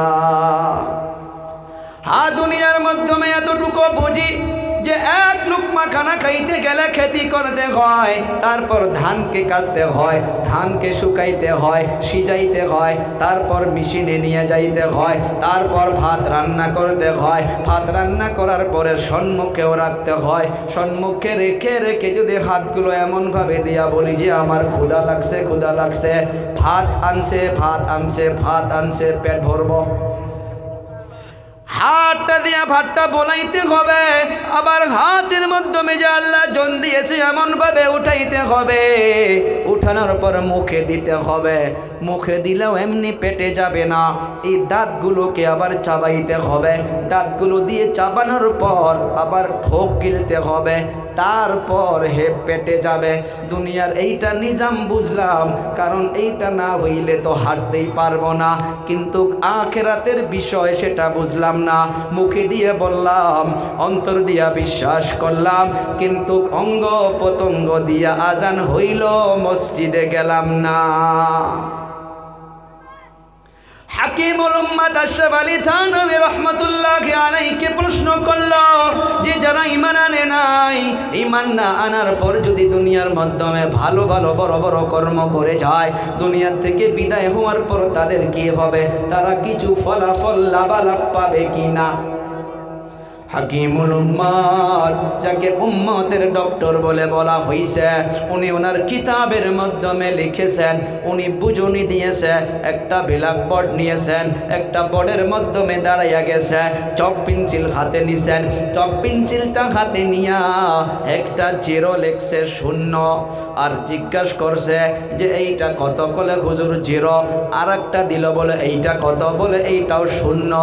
আর একটা দিল, বলে এইটা কত? বলে এইটা 0। বলে 3টা করে 0 লিখলাম, এর কি মূল্য? বলে হুজুর 0 সিফার কোনো কিছুই নাই, সব জিরোকে মিটাইয়া দিয়া শুরুর মাধ্যমে 1 লিখলো। কত? 1 লিখলো। ওই 1-এর পর একটা 0 দিল। প্রশ্ন করে কত হইল? বলে 10। আবার আর একটা 0 দিল, বলে এখন কত? বলে 100। আর একটা 0 দিল, এখন কত? বলে 1000। আর একটা 0 দিল, এখন কত? বলে 10,000। শুরুর মাধ্যমে যদি একটা মিটাইয়া দেওয়া হয়, এই জিরোগুলো সব বেকার। তেমনভাবে মানুষকে বুঝুনি দিয়েছে, দুনিয়ার মাধ্যমে যত কিছু ভালো কাজ করো না কেন, এই 1-এর মতো যদি শুরুতে ইমানটা না থাকে, এই দুনিয়ার জমিনে সব কিছু বেকার। যে যাওক, সময় অনেক হইয়া গিয়েছে, আমানুটা ছেড়ে দিলাম। আরো 3টা গুণ রয়েছে রে বাবারা, বন্ধুরা। এই আমানুর মাধ্যমে আমি আপনি অনেকগুলো কথা শুনলাম। রিজিক দেনেওয়ালা আল্লাহ, রিজিকের মাধ্যমে কাউকে শিরিক করা যাবে না, একটাই বলতে হবে, খিলানেওয়ালা আল্লাহ, মৌত দেনেওয়ালা আল্লাহ, আমার আপনার গুনাহকে লুকিয়ে রাখনেওয়ালা আল্লাহ। দুনিয়ার কোনো ক্ষমতা নাই যে আমাকে আপনাকে মৌত দিবে। মৌতের মালিক আল্লাহ, হায়াতের মালিক আল্লাহ, সব কিছুই আল্লাহ। সেই জন্য তো বলা হয় যে লা ইলাহা ইল্লাল্লাহ, লা ইলাহা, কোনো ইলা নাই, কোনো মাবুদ নাই, ইল্লাল্লাহ, একজনই আছে, তিনি হইতেছেন আল্লাহ। আমাদের হুজুর মুফাসসির কোরআন হযরতুল আল্লাম হযরত মাওলানা আব্দুর রহিম সাহেব ফালাহি রহমতুল্লাহ আলাই, হুজুর অনেক আদর করত, অনেক মোহাব্বত করত। উনি আমাদেরকে বোঝাইছেন যে ইমানদার যখন লা ইলাহা ইল্লাল্লাহ পড়ে, লা ইলাহা ইল্লাল্লাহ যখন পড়ে, যেমন করে পুরানা ঘর আগের থেকে কালার করা আছে, কিন্তু ঘরটা কালার করা অনেক বছর হয়েছে, ঘরটা এখন আবার নতুন করে কালার করবে। দেখবেন নতুন করে কালার করার আগে মিস্ত্রি কি করে, প্লেট, কারবা মোবাইল বাজতেছে, দেখবেন ওই কালার মিস্ত্রিগুলো এই যে টিনের প্লেট দিয়া দিয়া, পাতি দিয়া দিয়া আগের রঙগুলোকে কি করে, ঘষে ঘষে ঘষে ঘষে কি করে, ফালাইয়া দেয়, দেয় না? কথা কন ভাই, ফালাইয়া দেয়। এটা আমার উস্তাদ আমাদেরকে বুঝাইছে। উনি আজ অন্ধকার কবরে ঘুমায় আছে। এই করোনার টাইমে আল্লাহ তাআলা দুনিয়ার থেকে নিয়ে গিয়েছে। অনেক সুন্দর উস্তাদ ছিল, অনেক আদর করছে আমাকে, অনেক মোহাব্বত করছে। আল্লাহ তাআলা যেন ওনাকে জান্নাতুল ফিরদাউস নসিব করে, জোরে বলি আমিন। আল্লাহ তাআলা আমার সমস্ত শিক্ষা গুরুদেরকে যেন জান্নাতুল ফিরদাউস নসিব করে, বলি আমিন। আর যিনারা বেঁচে আছে আল্লাহ সবাইকে যেন হায়াতে তৈয়বা দান করে, বলি আমিন। শিক্ষকের কথা মনে পড়ে গেল, যার জন্য অলপ দোয়া দিয়ে দিলাম। আমাদের খাদিম কুরআন ওয়াল মাসাজিদ, উনি আমাদেরকে বলছে যে मैं कहीं भी जाता हूँ, अगर मुझे पता है कि यहाँ पर कब्रिस्तान में हमारे एक उस्ताद सोए हुए हैं, तो मैं वहाँ पर गाड़ी खड़ा करता और कम से कम 2-4 मिनट के लिए मैं ज़ियारत करके गुजर जाता। এটা হক উস্তাদদের, ছাত্রদের থেকে। আজ তো শিক্ষক ছাত্র কি হয়েছে আল্লাহ মাবুতে জানে। সব কিছু কইলাম যে আমরা সব কিছু উল্টা হয়ে গেছি, সব কিছু উল্টা হয়েছে।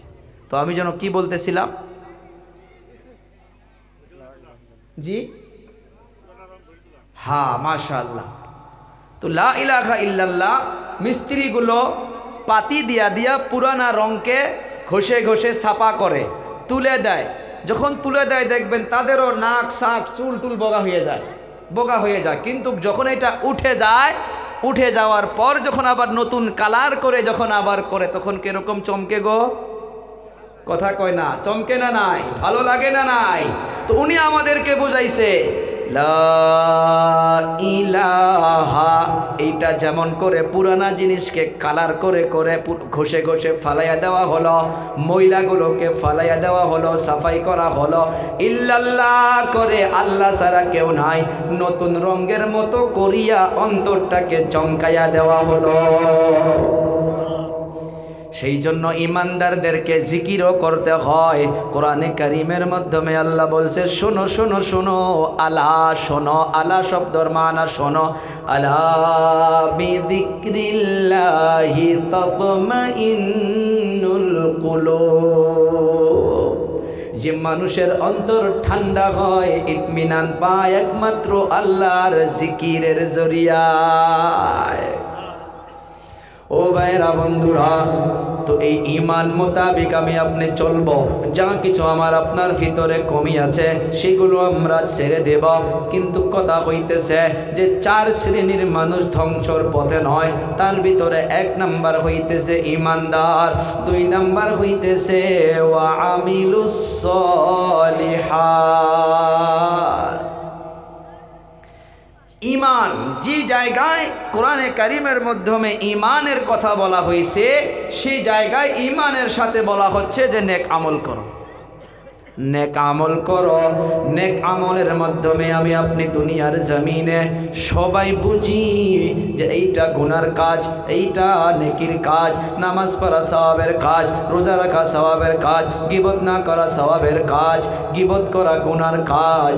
আল্লাহ তাআলা এই আয়াতের ভিতরে ইঙ্গিত দিয়া দিয়া বলতেছে, রে ঈমানদার, তুমি ঈমান এনে বসে থাকলে চলবে না।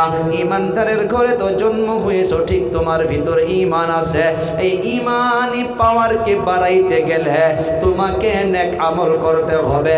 ওয়া আমিলুস সলিহাত, করবো তো ইনশাআল্লাহ নেক আমল, নাকি ইনশাআল্লাহ?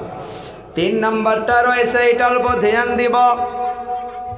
3 নাম্বার কথাটা হইতেছে যেটা আজকের তারিখে আমার আপনার নিকট থেকে চলে গিয়েছে। নিজে ঈমান আনলাম, নিজে নেক আমল করলাম, নিজেই নামাজ পড়লাম, নিজেই রোজা রাখলাম, চলবে না, চলবে না। আল্লাহ তাআলা বলতেছে 4 শ্রেণীর মানুষ যে জাহান্নামের পথে নয়, তার ভিতরে 1 নাম্বার ঈমানদার, 2 নাম্বার নেক আমল করনেওয়ালা, 3 নাম্বার হইতেছে ওয়া তাওয়াসাউ বিল হক। আজকের তারিখে জমিনের মাধ্যমে, এলাকার মাধ্যমে লক্ষ্য করে দেখো, নাই নাই হকের দাওয়াত দেনেওয়ালা নাই, কাউকে হকের কথা বলনেওয়ালা নাই। মসজিদগুলোর মাধ্যমে লক্ষ্য করে দেখো, ইমাম সাহেবের জুবানে একদম পাট্টি মেরে দেওয়া হয়েছে। ইমাম সাহেব মসজিদের মাধ্যমে হক কথা বলতে পারে না, হক কথা বলতে পারে না। যদি ইমাম সাহেব মসজিদের মাধ্যমে মেম্বারে বসে বসে বসে বসে বলে যে ঘুষ খাওয়া বাদ দাও, সুদ খাওয়া বাদ দাও, আপনার বাড়ির মাধ্যমে বিয়াতে কেন ডিজে বাজে, বিয়ার মাধ্যমে ডিজে বাজলে আমি বিয়া পড়াইতে যাব না, আপনার বাড়িতে ডিজে বাজলে আমি আপনার বাড়িতে মুর্দা মরলে যাব না, এমন ভাবে যদি হকের কথা বলতে যায়, ওই ইমাম সাহাবকে বেশি বেশি 15 থেকে 20 দিন, তারপর মসজিদ থেকে ওকে আউট করে দেওয়া হয়। কথা কন ভাই। ওয়া তাওয়াসাউ বিল হক, কাউকে টার্গেট করে নয়। আমি কোরআনের আয়াত দিয়া বলতাছি, আগে বলছি কেউ দুঃখ পাইলে ক্ষমা করবেন, আর বেশি দুঃখ পাইলে আর ডাকবেন না, তাছাড়া কি করবেন? আল্লাহ তাআলা বলল ওয়া তাওয়াসাউ বিল হক, সমাজের মাধ্যমে একটা বন্ধন করে নেন। এই যে হকের কথা বলতে গিয়ে এখানে আমি 2-4টা মিনিট নেব। আপনার সন্তানের বিবাহ, আপনার মেয়ের বিবাহ, দুনিয়ার জমিনে মানুষ বিবাহ করার পর নেক সন্তানের আশা করে, নেক সন্তানের আশা করে না রে বাবা, ভুল ভুল ভুল। বিবাহর আগ থেকে আপনাকে নেক সন্তানের নিয়ত করতে হবে, আর ওই নিয়ত অনুযায়ী দুনিয়ার জমিনে আপনাকে চেষ্টা করতে হবে। যদি আপনি নেক সন্তানের চেষ্টা করেন, নিয়ত করেন, আপনাকে এমনভাবে বিবাহ করতে হবে যে বিবাহর বাড়িতে যেন ডিজে না বাজে। কথা কোন? খালি 4-5 জন বলতেছে ঠিক ঠিক, বাস ভাই, সব এলাকায় হয়। কথাগুলো এই জন্য বলতাছি কারণ বললে আপনারাই বুঝতে পারবেন। আগে বলি, দয়ার নবী বিশ্ব নবী সাল্লাল্লাহু আলাইহি সাল্লাম বলে গিয়েছে যে 4টা গুণ দেখে তোমরা বিবাহ করো যদি নেক সন্তানের নিয়ত করো। আজকে 100 ফ্যামিলির মাধ্যমে 99% মা বাবা সন্তানের জন্য টেনশনে, সন্তানের জন্য ঘুমাইতে পারে না, সন্তানের জন্য খানা খাইতে পারে না, সন্তানের জন্য ডায়াবেটিস বেড়ে গিয়েছে, সন্তানের জন্য মাথার বিশ্বাস হয় না, সন্তানের জন্য মা শুকে গিয়েছে, সন্তানের জন্য বাবার খাদ্য কমে গিয়েছে। কথা বল। বিবাহ করতে গেলে 4টা গুণ দেখে বিবাহ করো। 1 নাম্বার মানুষ দেখে যে ওই মেয়েটা কত মালদার ঘরের, বা আর একটা দেখে মেয়েটা কত খুবসুরত, কত সুন্দর, আর একটা দেখে মেয়েটার খানদান। 3টা গেল। মেয়েটার খানদানকে দেখো, তার ভিতরে মেয়েটা কত মালদার সেটা দেখে, মেয়েটা কত সুন্দরী সেটা দেখে। আল্লাহ নবী বলল 4 নম্বর আরেকটা রয়েছে, যেটা দেখো মেয়েটা কত দিনদারি। কথা কয় না? আল্লাহ নবী বলল যে 4টা গুণের ভিতরে যদি মালদারি কম হয় কোনো সমস্যা নাই, খুবসুরতি যদি অল্প কম হয় কোনো সমস্যা নাই, খানদানও যদি অল্প কমা বেশি হয় কোনো সমস্যা নাই। ও আমার উম্মত, ও যুবক যুবক ভাইয়েরা, আমার কলিজা টুকরা যুবক, আমার পর্দানিশী বোন ভাগ্নিগণ, নবী আমার বলে গেল 4 নম্বরটা তোমরা প্রাধান্য দাও। যে মেয়ের ভিতরে তোমরা দিনদারি পাবা, ওই দিনদারিকে প্রাধান্য দিয়ে তোমরা বিবাহ করো। কথা কয় না? বিবাহের দিন থেকে আমাকে আপনাকে নেক সন্তানের নিয়তে চলতে হবে, বিয়েটা সুন্নত অনুযায়ী হইতে হবে। এ বাবা, আমাকে সভাপতি সাহেব বলেছে অল্প টাচ দিয়ে যাবেন, সেই জন্য আমি 10টা মিনিট ওয়া তাওয়াসাউ বিল হকের সাথে জড়িত করিয়া, কারণ এইটাও তো হকের দাওয়াত, ঠিক না হুজুর? বিবাহের দিন এখানে একটা কথা স্মরণ করেন, আদম নবীকে যখন আল্লাহ তাআলা জান্নাতে বানাইল, জান্নাতে বানানোর পর আদম নবী বসে আছে। আদম আলাইহিস সালাতু ওয়াস সালাম একা একা ভালো লাগে না, মাথা খুঁজায়া খুঁজায়া বসে থাকে। আল্লাহ তাআলা তো জানে যে আদমকে কি লাগে। কথা কয় না? আসলে যুবকগুলো সামনে থাকা লাগে গো, এ দাদাগুলো আর কথা কব। আদম আলাইহিস সালাতু ওয়াস সালামকে কি লাগে আল্লাহ তাআলা জানে। আল্লাহ তাআলা আদম নবীর এই যে বাও দিকের বেকা হারার দ্বারা আম্মা জান হাওয়া আলাইহিস সালামকে বানাইলেন। সুবহানাল্লাহ, সুবহানাল্লাহ। তো বললাম ঠিকই আছে, মাগুলো শুনলে নাউজুবিল্লাহ পড়ব। দেখেন, বেকা হাড্ডির দ্বারা হাওয়াকে বানাইলো।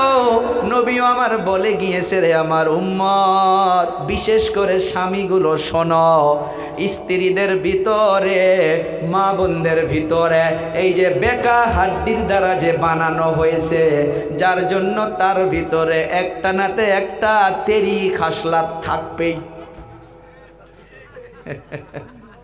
মা বোনগুলো খারাপ পায় না। আল্লাহর নবী বলছে, দেখবেন মুফতি সাহেবকে জিজ্ঞাসা করে, আল্লাহর নবী বলে গিয়েছেন যে ওরকম অল্প তেরা থাকবে, ওই তেরাটাকে একবারে সোজা করতে যাইও না, সোজা করতে গেলে ভেঙ্গে যাবে। আমি নবী হইয়া বলে গেলাম, ওই মা বোনদেরকে অল্প তেরায় নিয়া সেটাকে সোজা মনে করে তোমাকে নিয়ে চলতে হবে।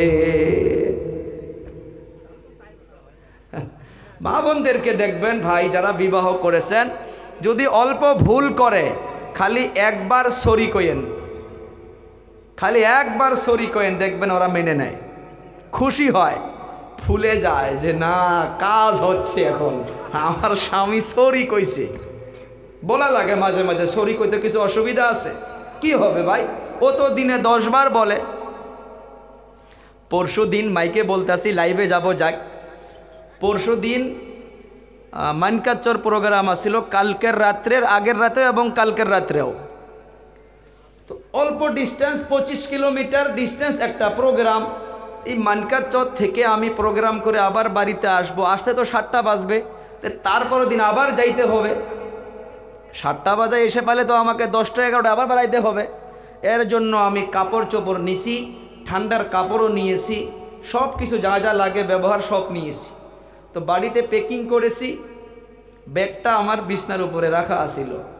তো বাড়িওয়ালিকে বলছি যে গাড়িতে সব উঠাইয়া দাও, সব কম্বলটা খালি উঠাইয়া দিছে। তো আমি তো কিছু দূর যাওয়ার পর গাড়িতে ঘুমাইছি, ভাইজানকে ফোন করছে, কই কাম হয়েছে কে? বলে ঠান্ডার কাপড় একটাও নেই নাই, কারণ গাড়িতে তো সব পরিধান করে যাই না, খালি তলেরটা গাড়িতে ঘুমাই। জ্যাকেট, সোয়েটার, টুপি, রুমাল সব বাড়িতে ছাড়া পড়লো। পরে আমি ঘুম থেকে উঠে মোবাইলটা অন করে দেখি সরি লেখছে। হ্যাঁ ভাই, আমার বাড়িওয়ালি আমার মোবাইলে আমাকে সরি বলে মেসেজ করেছে। আরও কিছু বলতে পারবেন বলেন? আরও রাগ করতে পারবেন? তো তারা যদি অল্প অল্প ভুলে যদি সরি বলতে পারে, তো আমরা এত বড় বাক্যে আমরা কি একবার স্ত্রীকে সরি বলে বলতে পারি না? কারা কারা বলবো দেখি আজ থেকে? এই মেলা জনে হাত উঠায় নাই। হ্যাঁ,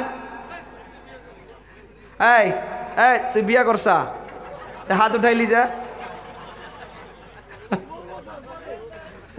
যাক, নিয়ত করছে জি, আমাদের মুরব্বী বলতেছে যে বিবাহ করার পর বলবো। জি যা হোক, সময় নাই। দেখেন, আদম আলাইহিস সালাতু ওয়াস সালাম হাওয়া আলাইহিস সালাতু ওয়াস সালামকে বানানোর পর ওনার সাইটে বসায়া রাখলো। মনোযোগ দিবেন আমার যুবক ভাইয়েরা, বন্ধুরা। আদম নবী হাওয়া আলাইহিস সালাতু ওয়াস সালামের উপরে হাতটা বাড়াইতে গেল। হাত যখন একবারে দিলেন, আল্লাহ তাআলা বলল, স্টপ হইয়া যা রে আদম, দাঁড়াইয়া যা। তোর স্ত্রী এখনো হয় নাই, কেবল তো বানায়া রাখছি। তাকে স্পর্শ করতে গেলে, তার শরীরে হাত লাগাইতে গেলে তোকে বিবাহ করতে হবে।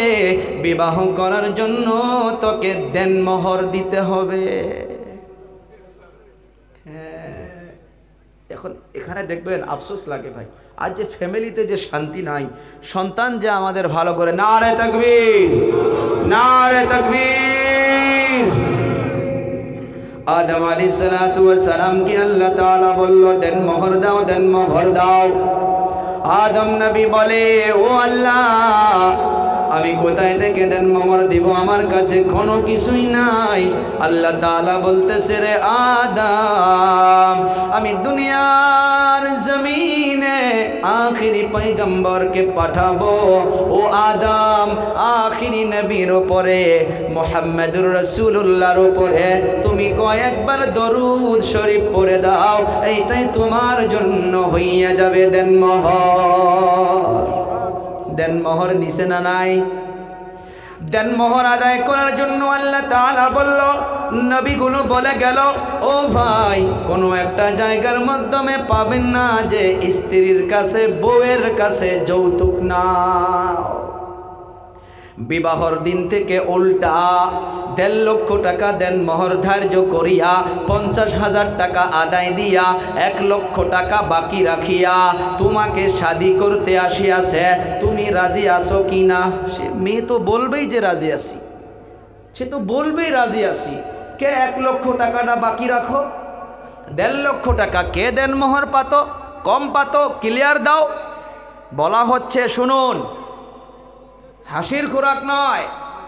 কেউ যদি দেনমোহরকে বাকি রাখিয়া বিবাহ করে আর দেনমোহর আদায় করার আগে যদি স্বামীর ইন্তেকাল হয়ে যায়, কিতাবের পৃষ্ঠায় পাওয়া গেছে, দরকার পড়লে স্বামীর গাড়ি বাড়ি জমিন বিক্রি করে স্ত্রীকে দেনমোহর আদায় দিয়ে তারপর তাকে দাফন করাও। তো সহজ না ভাই?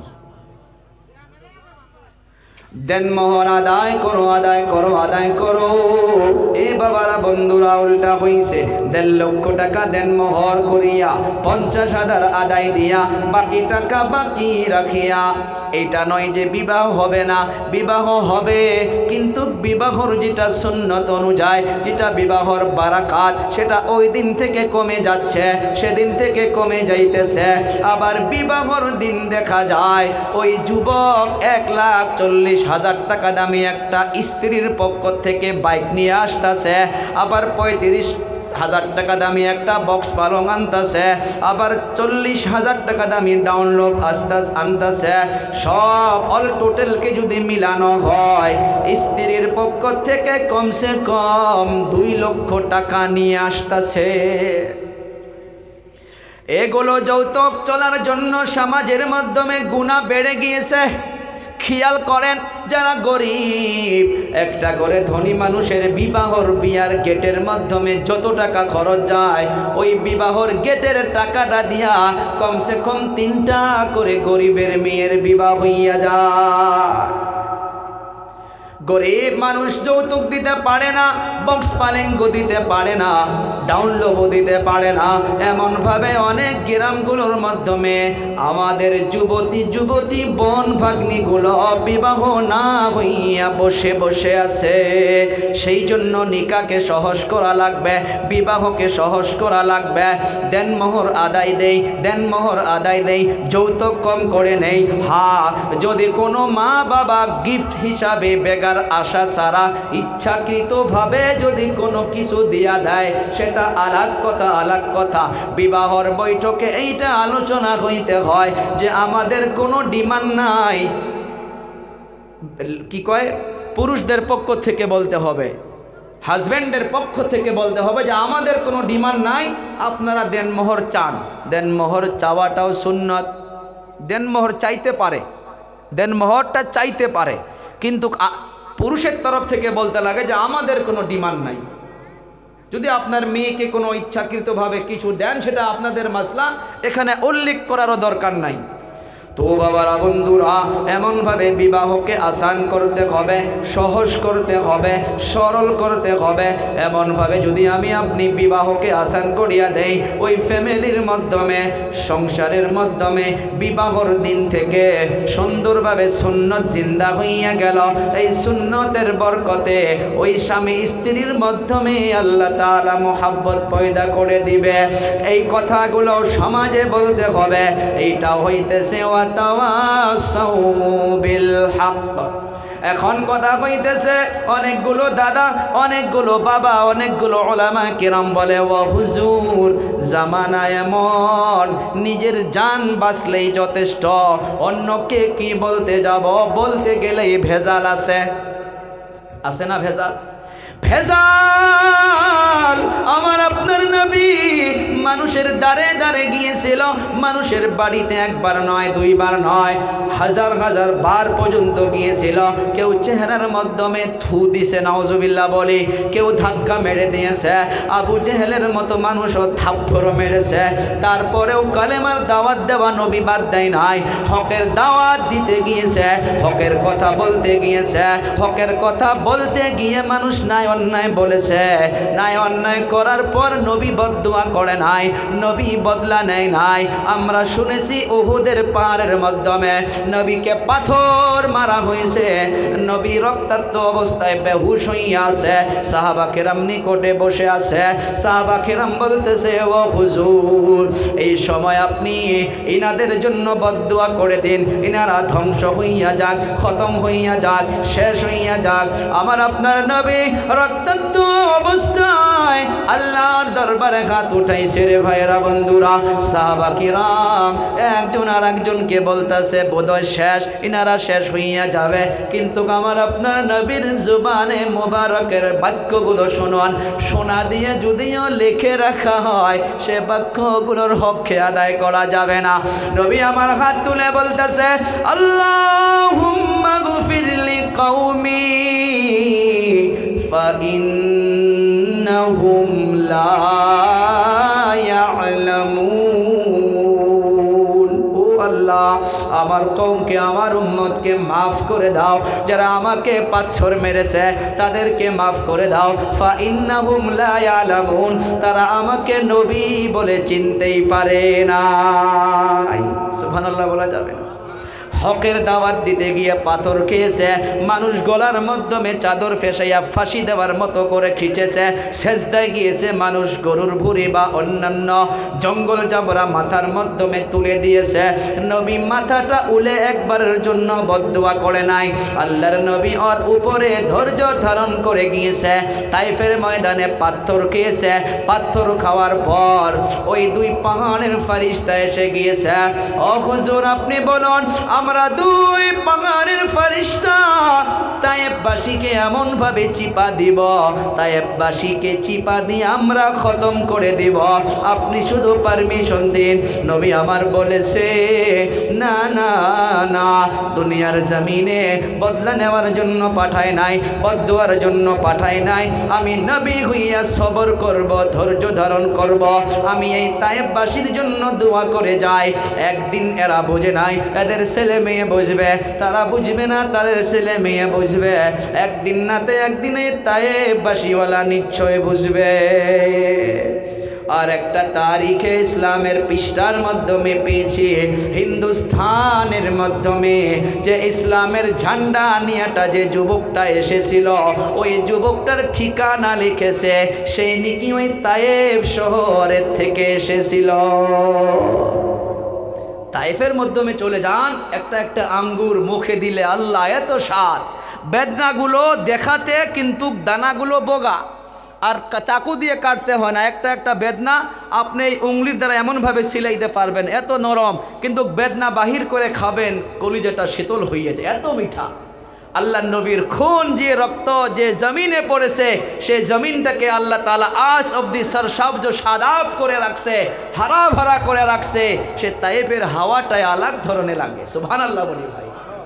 সেই জন্য বলছে হকের দাওয়াত দিতে যাও, ওয়া তাওয়াসাউ বিল হাক্কি। হকের দাওয়াত দিতে গেলে মানুষ উল্টা পাল্টা বলতে পারে। কেউ তাস খেলতেছে, আপনি বলতে যাবেন, আপনাকে ন্যায় অন্যায় বলতে পারে। কেউ চার দোকানে গল্প করতেছে, আপনি তাদেরকে নামাজ পড়তে ডাকবেন, আপনাকে ন্যায় অন্যায় বলতে পারে। কিন্তু ন্যায় অন্যায়ের বদলা আল্লাহ দিতে বলে নাই। যদি আপনি জবাব দিতে যান তাহলে 4 শ্রেণীর ব্যক্তির মাধ্যমে পড়ব না। আল্লাহ তাআলা 4 নম্বর গুণওয়ালা যে ধ্বংসের পথে নয়, তারা হইতেছে ওয়া তাওয়াসাউ বিস সবর। হকের দাওয়াত দিতে গেলে গালি দিবে, ধমক দিবে, পাথর মারবে, ন্যায় অন্যায় বলবে, তার উপরে ধৈর্য ধারণ করতে হবে, সবর করতে হবে। জি যা হোক ভাইয়েরা, বন্ধুরা, অনেক সময় আলোচনা করলাম। আমিও একটা মানুষ, ভুল হইতেই পারে। আমাকে সভাপতি সাহেব বলেছিল যে কিছু স্বামী স্ত্রী, সেটা আলাগ